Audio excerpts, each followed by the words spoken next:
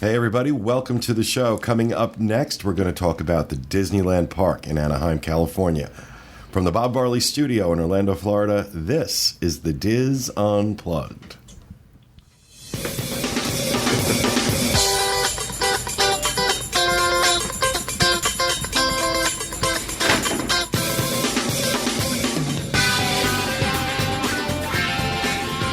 This is a special edition of the Diz Unplugged, celebrating the 60th anniversary of Disneyland.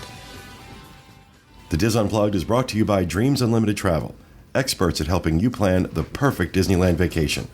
Visit them on the web at www.dreamsunlimitedtravel.com. Hello, everyone, and welcome to the show, coming to you from the Bob Varley Studio in Orlando, Florida.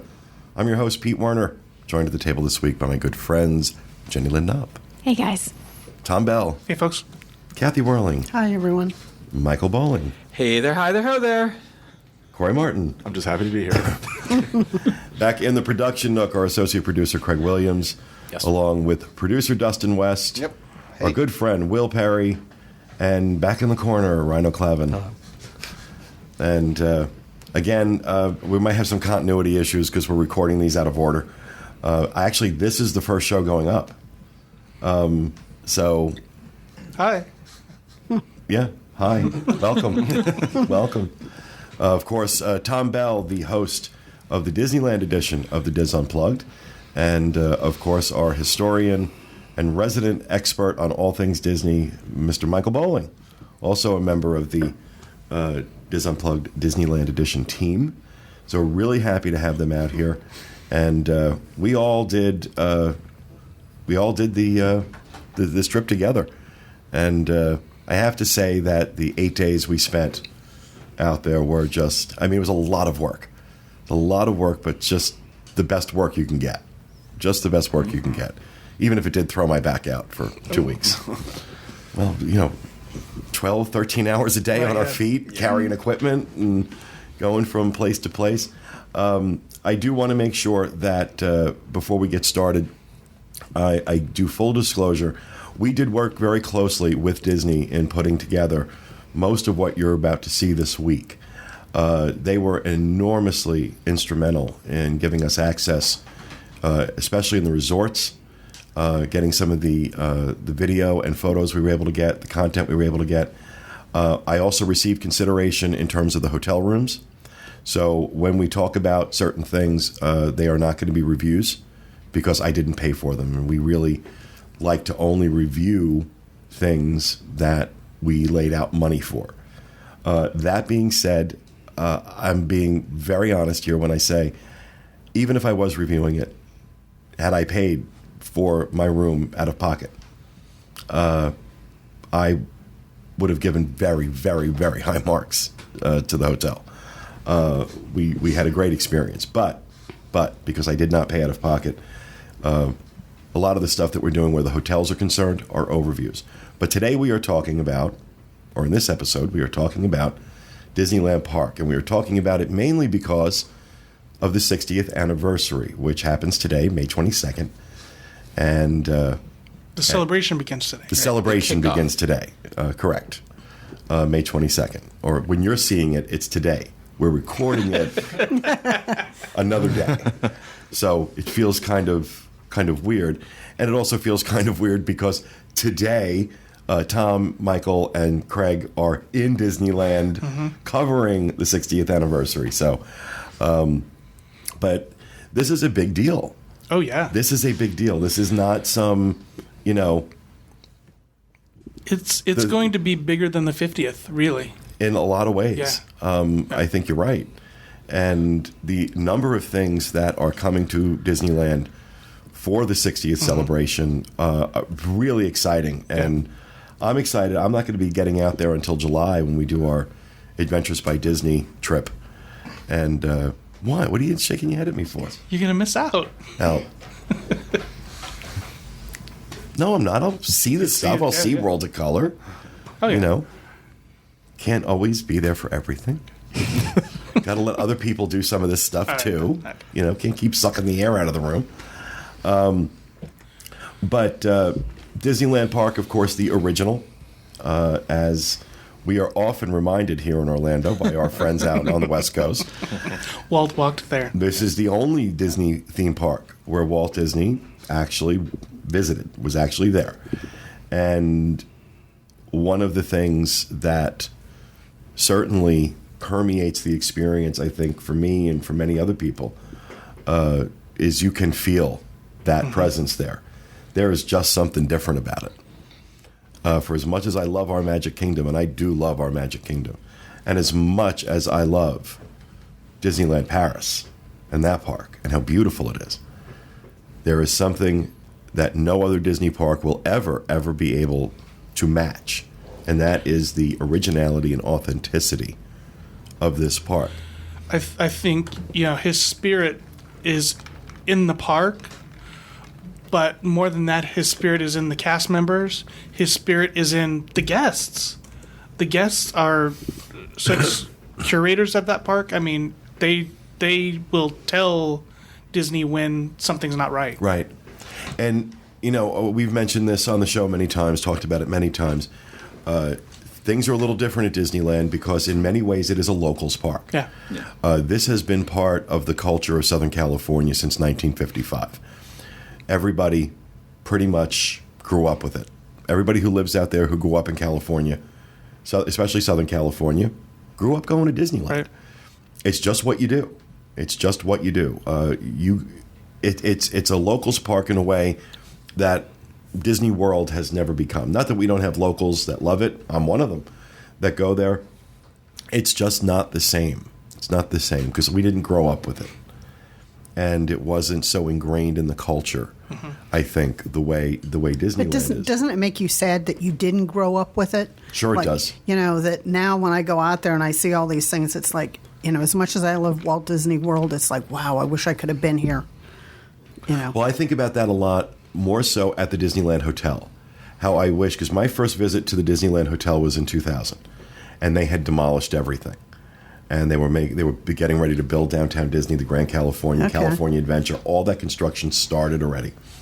So when I went there February of 2000, there's just mounds and mounds and mounds of dirt. But to give you an idea of how powerful that connection to history and the nostalgia and the originality of it was, even though the resort was full of mounds of dirt, and a small walkway with these big construction walls up that led you from the hotel to the park, I fell madly in love with it. As a matter of fact, John and I, for his birthday, were supposed to go from that trip to Hawaii. And after spending 3 days at Disneyland, he looked at me and said, I don't want to leave. Aww. And we canceled the trip to Hawaii, and we stayed. That's when you fall in love with something. Yeah. And I have been madly in love with it ever since. But I'm a newcomer. I'm a newcomer to the experience, especially sitting here with two people who have long histories with Disneyland, and at least in Michael's case, a very storied history. Yes, definitely. With Disneyland, which I want to get into in a little bit, because I'm going to put you on the spot. It makes you talk about things. Disneyland's the Disneyland Park, a little bit smaller than the park we have here in Orlando, and smaller still than Disneyland Paris. As they built them, they seem to have gotten bigger and bigger. But size is irrespective, because what it lacks in acreage, it more than makes up for in charm and creativity and innovation. And you can feel that as you walk around the park. I want to talk about, since most of the people watching and listening are very familiar with our Magic Kingdom here in Orlando, right. I want to talk about some of the differences that you will find out in Disneyland versus our Magic Kingdom. What's one of the first things that comes to mind in terms when I say what's different about Disneyland than Magic Kingdom? What would you say? For me, I like going there, but I don't like going comparing. Okay, their Spaceship Earth. Their Thunder Mountain versus ours. Their Space Mountain versus ours. I like the different things. They have New Orleans Square. They have Toontown. We don't have that here. You can actually go to Mickey's house there. It's the things that we don't have that I'm really love. But even, for me, one of the first things that come to my mind when I think about I think about Pirates of the Caribbean. Right. Because it is such an extraordinary difference between ours. It's a longer ride. Right. It's a more detailed ride. It's a different experience, especially because built into that attraction is the Blue Bayou restaurant, which I certainly have my feelings on. We all do. Do not like that. Is it still bad? I haven't been back. It's uneven. Oh, okay. There you good. Yeah. It's crap.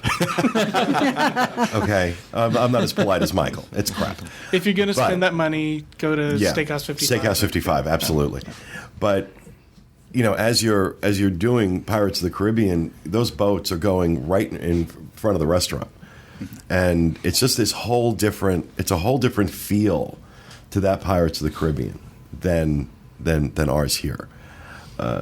As Corey mentioned, New Orleans Square, the entire land of New Orleans Square, not something that we have here. What else? What else would you say to people? I think one of the big things is when you first walk in to Disneyland Park, and after you go under the tunnels and you see their Main Street, just the level of detail and ornateness, if that is a word, to everything is just so much better. And not that our Main Street is bad in any way, it just lacks that same care and time that was put into it. Like the gas lanterns that are all up and down their Main Street. It's such a great little touch. There's all those nice little touches in Disneyland that just kind of seemed lost whenever it got translated over here. Well, I think in terms of our Magic Kingdom, they went for epic in scope, whereas in the Disneyland Park, they went for intimacy. Yes. And- There's something very quaint about the entire experience of that park. See, and I agree with you, but I feel like intimate is a better word than quaint. Quaint, I think, almost undersells it for me. But there's an intimacy to it. Now, I joke around all the time about the castle, and I'm not going to do that. I'm not, well, maybe a little. I'm not going to do that. But in 1955, that was a huge castle. That was, and also was that definitely was castle. what. Yeah. That was what they could afford to build. Right. Well, too. there were two different purposes for Sleeping Beauty Castle and Cinderella Castle. Sleeping Beauty Castle, Walt did not want it visible from outside the park, and so it had to be in scale with the 5/8 roughly size of Main Street. He didn't want Main Street overwhelmed by the castle, but he didn't want you to see anything of Disneyland until you entered it. Whereas, and then the castle would draw you down Main Street into the hub and the Four Realms. Well, Disney World was very different. Walt purposely wanted the park in the back of the property so that you would have to travel to it. And what he called the weenie, that visible sign that would draw you in, he needed that. That had to be visible from a great distance. And that's why Cinderella Castle is so large, because you have to see it from a great distance, and it draws you in. That's a really good point. So I guess all that went out the window when they built the Matterhorn, though, right? Right, exactly. But they had to build it in scale to the castle, Right. so that it didn't overwhelm the castle. One thing that I do really like about the castle in Disneyland is it has an attraction aspect to it that we lack here. There's that walk-through storybook window thing that they tour that you can take. Well, it's the tour. It's the story of Sleeping Beauty, right? Exactly. So you get the story of the person that supposedly inhabits the castle. We absolutely lack that here. We have a tiled mural, which is very beautiful, of Cinderella as you walk through the castle, and that's when during the times that they allow you to walk through the castle. You can get your hair done. You can get your hair did at the castle, but it's not. There's no attraction factor to it. You're paying money to eat there, or you're paying money to get your hair fixed done. up. So I actually really love that about the Disneyland That castle. walk through through Sleeping Beauty Castle is incredible. It is such a great addition and such a great experience. And they recently redid that Right, a few years ago. And again, we talk about it. We talk about it often. The commitment to legacy that is present there, and you just mentioned it, Tom, in terms of the cast members in particular. Right. You really see it. You really see it in a way that I don't see it here. And I'm not going to get into the whole college program thing and temporary help and all that stuff. But that's not a real factor. That's not as big a factor out in California as it is here. So you have these people who grew up with this that feel a sense of pride and ownership in this park. When you say that if something's wrong, the fans are going to let them know. Yep. And you know what? They are petrified of that. They are scared of the fans because they know that if the fans ever abandon them, they're going to have a really hard time running that park because, like I said, it's a locals park. What else? What else in terms of differences and things that you would point out to people? Mr. Rhino? The foliage. I immediately notice it's very and lush the concrete. there. Well, I was going to bring that up later, but we can get into that now if you want. The pavement is beautiful. But no, it's just... This was your first time there, right? It was. Okay. And I went in thinking... I've always been like, well, having been a cast member for so long that I thought, well, I'll obviously go to Disneyland at some point because we could get them for free and... I got to go there. It's the original. I felt more obligated, but when I went there, it just changed my thought. I was just like, how am I going to get the rest? How am I going to get my mom out here? How am I going to bring Eli out here? Like, I just wanted to bring everybody there because when you're there, it just, you feel like, we talk about smaller and intimate. It just feels like you're getting a little hug from Disney, himself. Like, it's very... Getting a little hug. Like, oh, hey, how are you today? Oh, hug. And Okay, Disney's hugging you. He's talking to Kathy. Do I have to add mental health insurance to the plan? I think you do.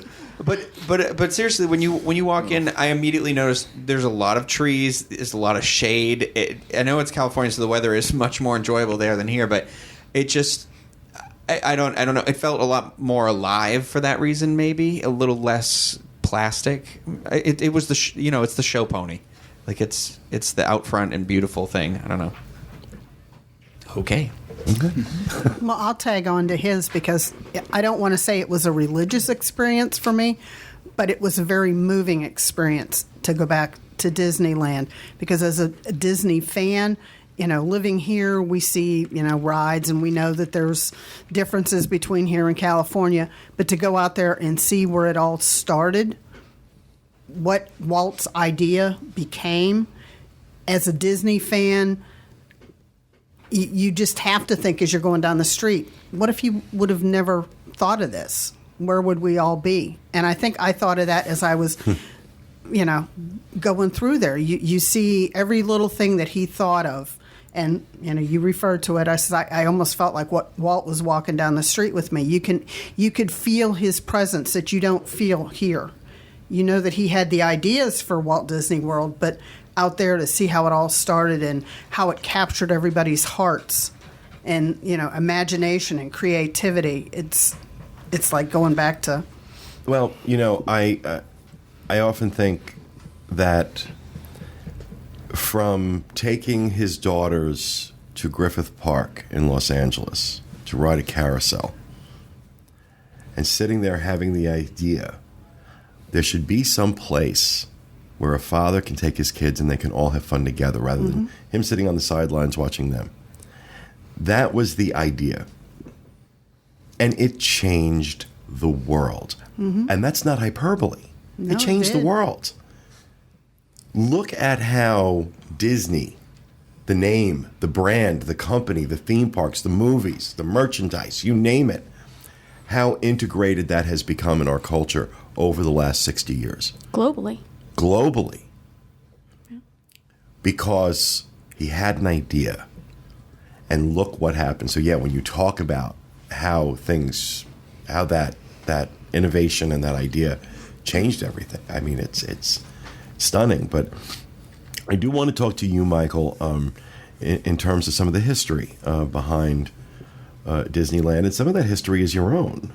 Oh, a little. You want to kind of tell people what your little brush with greatness there was? Well, we all know that if you watch the video of the 1955, July 17th opening of Disneyland, it was televised, which was the very first time live telecast of that magnitude had ever been done. And if you ever get to see the original, because they've since cut out portions of it, I mean, you see all the errors and mistakes and things that went on. But one of the things that were introduced was the Mouseketeers. Well, the Mickey Mouse Club was not introduced until that fall. So people watching watching the opening of Disneyland Television had no idea who are these Mouseketeers. And even one of the commentators, if you ever get to see the original cut, they even questions, what are these? And so, What are these? And I don't think it is now in the official, now in the official version that's out there. But Walt always, one of Walt's ideas for the Mickey Mouse Club was that it would be generational, and that the club would run its course for one generation, but that there would be new clubs as like time Menudo. went on. So yes, that's right. Without the sexual abuse, yeah. So when the Tencennial rolled around, which is what they called the 10th anniversary of the park, and really the first one that had a big celebration, Walt thought maybe it's time to bring back the club because it was there, an opening day. So a band of children and young teens were rounded up, and we became Mouseketeers. I was one of them, and we performed. We went through all the routines at the studio. We were studio employees, not Disneyland employees, and we prepared as if we were going to be on a televised show of the Mickey Mouse Club. And one of the things and when we did a lot of PR things, went to hospitals, things like that, and we performed at Disneyland, at the Tomorrowland stage. That was in the area of where, like, the Magic, well, now it's called the Tomorrowland Theater and Space Mountain's located. There was an outdoor theater there. And so we performed some of our routines. It was a short show, but also the neat thing is that they would have the original Mouseketeers as our special guests perform with us. So we got to meet a lot of the original Mouseketeers. Did you meet Annette Funicello? Yes. Wow. Yeah, I mean, very briefly. I think I remember meeting her at the studio, where she just was very sweet and gave us a pep talk and all of that. Oh my She was there God. for something else, but stopped by, and then she was there on stage as well. But then we didn't have a lot of time to talk to them. But we saw some. One of the Mouseketeers was a consultant for our show, one of the original ones. And anyway, so we performed. We did meet Walt Disney on a couple of occasions. Wow. He spoke with us. Very nice, very warm man, and all that. We would just sort of see him. I got in trouble a couple of times at the studio because there's this tunnel that runs beneath the between, I think, ink and paint And animation. Yeah, we've been in that tunnel on the tour. And it was sort of a catch-all place when I was young. But when we would roam the park or roam the studio, we would play hide and go seek or whatever we weren't supposed to be doing. We found that, and we would hide in there, and we would get in trouble and all that stuff. And then we would ride the bicycles all over the place, not realizing, people left them there for a purpose. So we got to meet Walt on a few occasions. Yep. When was your first visit to Disneyland? What year? Let's see, 1956. Wow. Yeah, and I don't remember it, of course. I've been told that was my first visit. But in terms of conscious memory, when do you remember? How old were you? I think I was I remembered about four Wow. years old. So it really has been your entire life. Yeah, it has been. Now- And we grew up watching it, on TV. On TV. But I should probably explain why we're the Forgotten Club, in that we went through the Tencennial and all of that, and then when the Tencennial, it wasn't a year and a half thing. It ended at the end of the summer, and it had been it had been a number of months, and we of course started, the year before, performing and getting ready and all that, and then it was just sort of over, and we were done, and without any real explanation. And it wasn't until many years later when I was talking with Musketeer Bobby, and he said, "Oh, do you want to know the story behind? You don't know what happened?" And I said, "No." And apparently he was there was a meeting, and he gave me a name that I guess he felt at 9 I should know, but and it was a woman that I guess was in charge of television programming, something for the studio at the time, and they had a meeting over what do we do with the club, and the decision was made that it would be cheaper to re-syndicate the original club in 30-minute segments, because originally ran an hour, than to redo the club and bring a new club on television and syndicate it. So that's what happened to us. It was a financial. Came down to finance, but then they did carry on. We were canceled. But they did carry on with Walt's dream of bringing back every generation, because in the 70s there was a new club, and then in the 80s there was another club. Now, Tom, when was your first visit to Disneyland? I would say, I don't remember it, but I probably when I was maybe 6, 7. And, Michael and I both have kind of the advantage of being a few hours away from Disneyland, so we're still tourists. Mm-hmm. But close enough to get there when you want. Close enough to get there when we want, yeah. But we went through several times through high school when I was growing up, but I didn't start going regularly until my wife and I started dating, and that was kind of our thing. Going to Disneyland on the weekend, driving 4 hours, leave at 4 o'clock in the morning, drive down there, get to rope drop, stay through fireworks, drive home. Oh, wow, a long day. Yeah, but that was what we did. That was our, that was your thing. That was our thing. So specifically to the two of you, being true experts on Disneyland. You're there all the time. You have for your entire lives basically have been visiting that park. What do you feel Disneyland offers? And this is not about trashing Magic Kingdom here, but what do you feel Disneyland offers that we don't here in Orlando? What do you think the draw is? Trying to say to somebody who goes to Disney World, why should they go to Disneyland? It's funny. I think Corey said this when we were recording the show. It's the same but completely different, in that you think that we already have the Magic Kingdom in Florida, so why go to Disneyland? But it's a completely different Magic Kingdom, from its history, its ambiance. The attractions are different. We have attractions that aren't out here. We have shops that are but memories.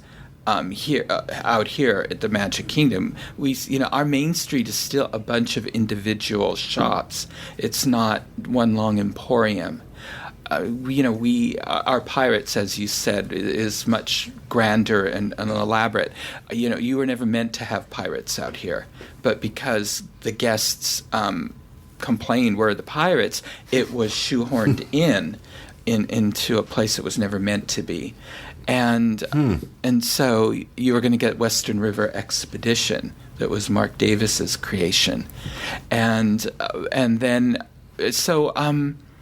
again there's a lushness to it, there's a beauty, there's an intricate detail to the park that to me is missing from the Magic Kingdom out here. It's almost even like though a I love fullness. Wouldn't you say there's just something more full about it? Even the attractions that we have, that you all have, yours just seem more full in some ways. I think A Small World. The beautiful facade we have. For example, yes, the outside structure of it, but then even on the inside, this has been a more recent thing where they've added the Disney characters into the ride, but they've done it so tastefully with the Mary Blair style of it. It just gives it something that seems a little bit more full. The Pirates, it just seems more full to me. I can't think of a better word for it than just full. I want to just talk about from the standpoint of a Walt Disney World person who visits Disneyland, something I had said to Rhino, and I've said it many times to people as we've gone out to do these trips, that you will fall in love with Disneyland, but it will also make you want to get home and go visit our Magic Kingdom too. I love the Magic Kingdom here. I love it. That's my park. That's my park. That's my home. I'm going to visit a wonderful place, but my point being is that these two things don't detract from each other. It's not an either or. No. They're so complementary in the experience, and I think Rhino even, said that at first he thought I was kind of crazy, but then when he got home, it was I kind of want to be back in my Magic Kingdom. Now, Will, I want to talk to you a little bit. This was also your first trip. Yep. To Disneyland, and what was that being in that park? What was that experience like for you? It was great. I loved the parks. I loved how close everything is in Disneyland. You don't have to have a car when you can walk everywhere. You can walk everywhere. So, for me, the attention to detail in Disneyland Park was something I really appreciated. Things I didn't feel as overwhelmed walking down Main Street. At Disneyland. Maybe it's just the buildings being shorter. The intimacy is really there. Me and Corey sat on the porch one afternoon and just kind of hung out there for a minute, and that was really cool. Never done that in the world. So I think that if you love Disney World, there's no way you can go wrong going out to Disneyland, and you're just going to love it that much more. So if you appreciate World, there's no way you can deny Disneyland, and you'll appreciate it 100%. I agree with you, and that experience of there's a specific spot on Main Street in Disneyland where you can sit in a rocking chair on the porch and just kind of watch the people go by. I don't believe we have that. We have something like that in Liberty Square, but obviously that's not the same. No, it's not the same sitting on Main Street. All right, so the whole point behind this entire slate of shows that we're going to be doing this week is to talk about the 60th anniversary of Disneyland and everything that's coming up. So I want to talk about what is coming to the Disneyland Park. Okay. For the 60th anniversary. Why don't you give us an overview of that, Tom? Okay, what's today, May 22nd? Okay, so a couple weeks ago, they added they're doing little minor upgrades to some of the attractions. Let's start with there. We got a new Hatbox Ghost, which has been long rumored, at the Haunted Mansion. In the Haunted Mansion, sorry. Fan favorite, kind of a cult kind of thing. They finally got the technology where they can do it right. Michael, it was in a couple months maybe before when Haunted Mansion opened.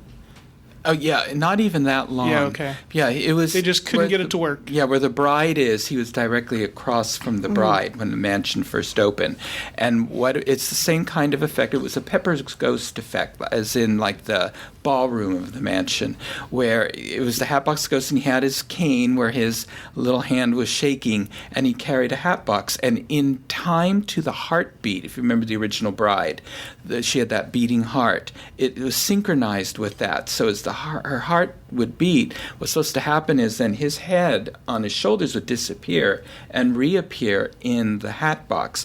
It didn't quite work for a variety of reasons. There were lighting issues. The Omnimovers were just too close for the effect to work well. So after a very short time, he was pulled from the mansion unceremoniously and disappeared. He was just hidden because there's still 999 ghosts.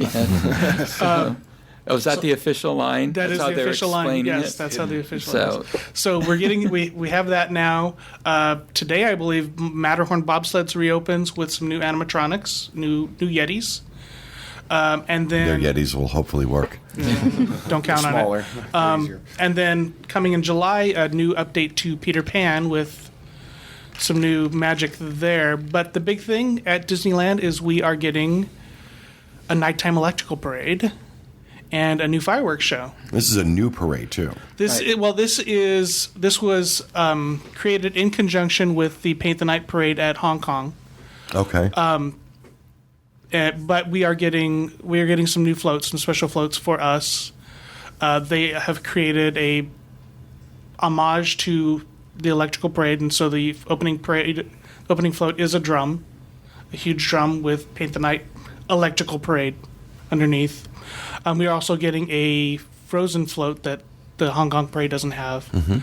But this parade it's just intense. Lights and LEDs. And it'll be interactive. If it's like the Hong Kong one, they have paint brushes that light up, but they can use it in order to change the colors on the float and to change other guests' like colors of their paint brushes. Made with magic ears, the glow with the show ears, those will be interactive. Oh, wow. There's also an app, a smartphone app that interacts with the parade that's coming out. Well, that should be interesting. Yeah. Yeah, no. It's your first step toward my Disney experience. Yeah. No. Yes. Yes, nice. But this just, it's going to be huge. But they called it, it's more technologically advanced than World of Color, is what they were telling Wow. us. Yeah. But now, also, isn't there a projection show? That's the fireworks show. The fireworks show. Our new fireworks show called Disneyland Forever is going to be immersive, is the word they're using, because they are doing projections all over the park. Used to, you would see projections on Sleeping Beauty Castle or on Small World, but now we are getting projections on the Matterhorn. We're getting projections on Main Street. They're borrowing the water screens from Fantasmic and putting projections there. Wow. That sounds incredible. What's nice is they're going to spread out the guests, Spread out the crowd. and But in also every make it realm it's repeatable, different. too. Yeah. The projections are different, so it means Disney fans, they're going to have to see it everywhere In every location. Do you want spoilers or no spoilers? I don't know. Do we want spoilers? Spoilers. Just put in a spoiler alert. All right, so spoiler alert. Spoiler alert. Okay. If you don't want to hear this, Fast forward a little bit. if you don't want to hear this, just fast forward until I'm doing that again. Okay, I'll give you two things. The opening. I'm sorry, that doesn't help our audio. Our audio. It's not even my hand. I'm just realizing. He'll nod his head when you hear it shake. We talked about this on our show, and so the spoilers are out there. But the opening of the show is with the projections on Main Street, some diamonds, and then all of a sudden, the projections on Main Street are orange groves coming up from the ground. Oh, neat. Yeah. So. Wow. Which is what Disneyland. Yeah. That area was. It was orange groves. Orange groves, yeah. So, the other spoiler is that in addition to Tinkerbell flying, we'll also see Nemo swimming across the sky. Wow. Cool. And because he's out of his water, so he's and they're- flailing. and they're turning the Matterhorn into the mountain from Finding Nemo, whose name I shall not say. It's like Wanahakalugi or something. Wanahakalugi, yeah. Okay, yeah, that must be it. Yeah. So Yeah, I think they're really pulling out all the stops. yes. For the 60, and that's just what's happening at the Disneyland Park. We'll get to California Adventure later in the week and what's going on there. But, this is a resort-wide thing. There's stuff going on everywhere. And They've bedazzled the castle. And Yes. And the castle Although they looks don't gorgeous. like that Yeah, word. it does. no, I think they did. I know some people were not happy with what they did. I thought it looked absolutely beautiful. I thought it was really tasteful and elegant. Well, they what they changed did. the color scheme of the park. It's dark blues now and silvers. The awnings in New Orleans Square and the umbrellas, like at Cafe Orleans, have been changed to really? that color. Oh. wow. Yeah, I just noticed that this past weekend. But Yeah, they've the added new banners, banners and buntings all over the park. all in that dark, very rich royal blue. I love that color. And silver and white, and in the banners there's diamonds, so it gives it that sparkly look to it. Not real diamonds, but you know what I mean. And Yeah, really, people be climbing up there.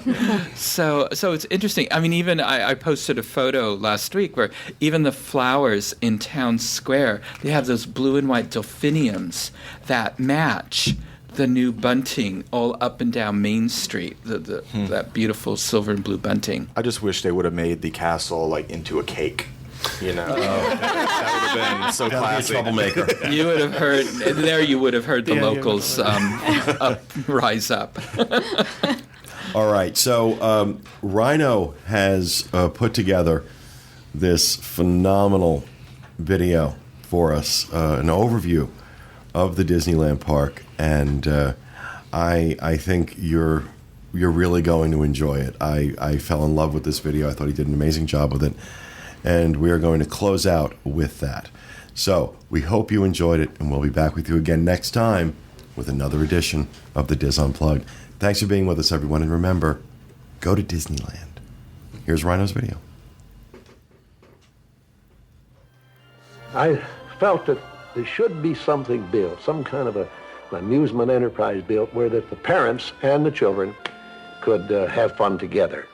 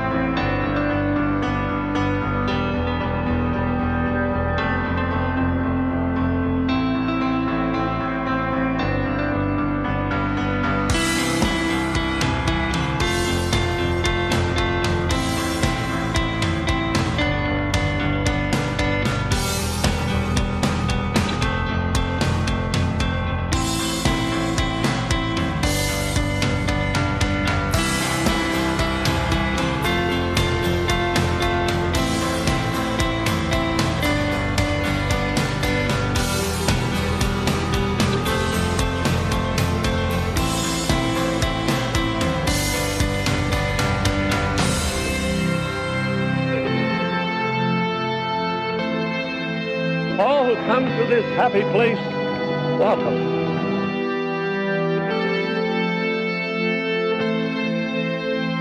Disneyland is your land.